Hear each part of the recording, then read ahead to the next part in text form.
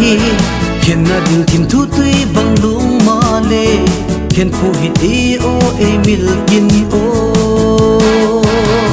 zalaya kalung sit pin o boy nu kalung sin na hi hin khu ding nga hi sun la sa na ngai nan hin khu ka mang zing ka hung mil the him him pui o mel hoi nu lung tu mu fu ding a thim thu sut pi sa ginung min ke ding in ala pang det in pa bang na pa khom na ding lung mi tin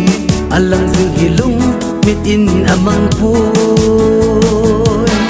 zalai kalung se tin o boy nu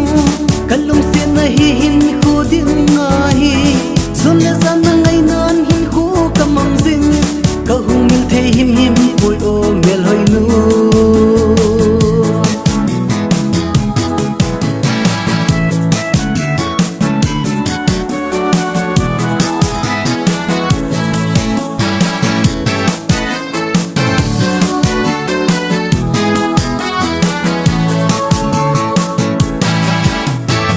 mel hoi na zatam lung mi tin alang